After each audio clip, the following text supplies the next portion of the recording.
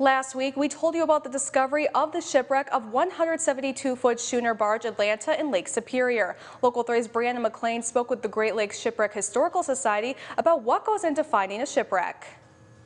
Under the mighty waters of Lake Superior is the resting place of ships that never made it to their final destination. And with those ships, thousands of mariners' lives have been taken with them. The Great Lakes Shipwreck Historical Society mapped more than 2,500 miles of Lake Superior in the summer of 2021. They use marine sonic technology to detect shipwrecks below the water's surface. Well, every year, the Shipwreck Society, we operate out of Whitefish Point in Sault Ste. Marie. We have a research vessel that goes out every summer, and we call it mowing the lawn. We mow the lawn for shipwrecks. So it can be very tedious at times. It can be very drawn out.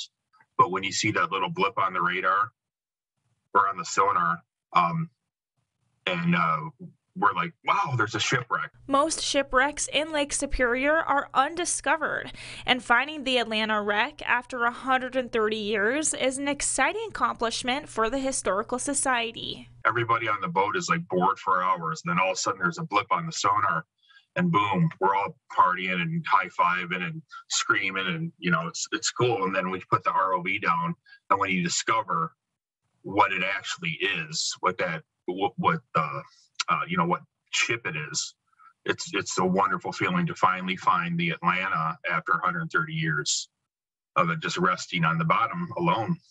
In April 1891, the Atlanta left Buffalo, New York, and was headed upbound with a load of coal in tow of the steamer Wilhelm, when both vessels got caught in a storm on Lake Superior just east of Grand Marais.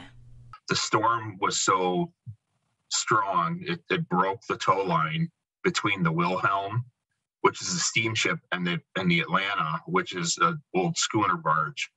All three masts were also sheared by the storm, so it had no wind, it had no sails, it had no power. So the Atlanta started to drift back towards Crisp Point, and Crisp Point is, even to this day, is a very remote place. So, but there was a life-saving station there. During these hours, the crew of the Atlanta tried very hard to pump the water out and save the ship. They didn't.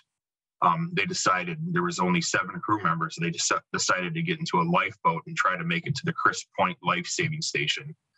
While attempting to land their lifeboat near the station, it overturned, and only 2 of the crew members made it safely to the beach. The Atlanta officially lays to rest 35 miles off Deer Park, Michigan, in 650 feet of water. Reporting for Local 3 News, I'm Brianna McLean.